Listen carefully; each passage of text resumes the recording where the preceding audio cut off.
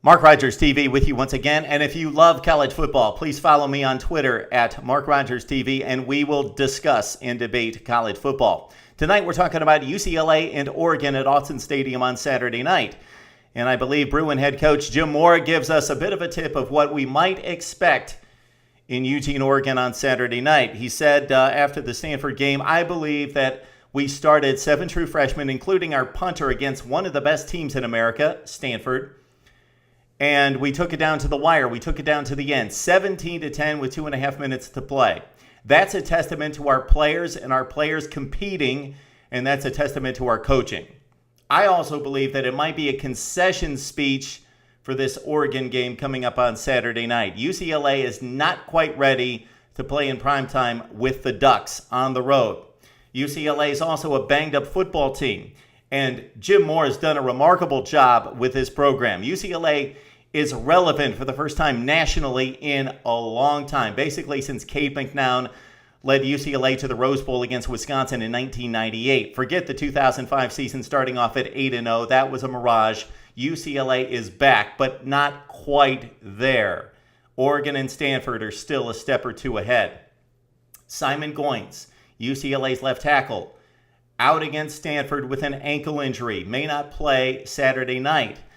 UCLA is starting 2 true freshmen on the right side of the offensive line. This spells trouble for Brett Hundley and company. Hundley turned it over a couple times against Stanford. The rush got to him. He did not play very well. That's one of his first really poor efforts in a big game in a year and a half in Brentwood, California. Also, Jordan James, he missed the Stanford game. That was his second consecutive missed game. He's coming off an ankle injury as well. He's questionable for Saturday night against Oregon. He's running for 116 yards per game and leading UCLA's ground attack, 6.3 per carry, 5 rushing touchdowns. But again, he may miss the Oregon game after missing against the Cardinal. UCLA could only mount 74 yards rushing in that game, that 24-10 loss. Brett Hundley, despite being very effective and making plays on his own, has been sacked more than any quarterback in the country going back to the opener of 2012. And he was sacked 4 times against Stanford. So that means that Tony Washington with 6.5 sacks for Oregon, and also Taylor Hart with 3 sacks for the Ducks, licking their chops with the banged-up offensive line, and with Goins possibly out at left tackle. Okay, we know about the Oregon offense. High-flying, leading the nation at 58 points per game, second in the country in rushing at 332 yards per game. And that's been without their best rusher, DeAnthony Thomas, who will be back against UCLA. Thomas ran for 113 yards per game against Nicholls State, Virginia, and Tennessee. And in his place, well, Byron Marshall, Thomas Tyner, 2 of the best backs in the country, they did quite well, averaging almost 7 yards per carry and rushing for 16 touchdowns.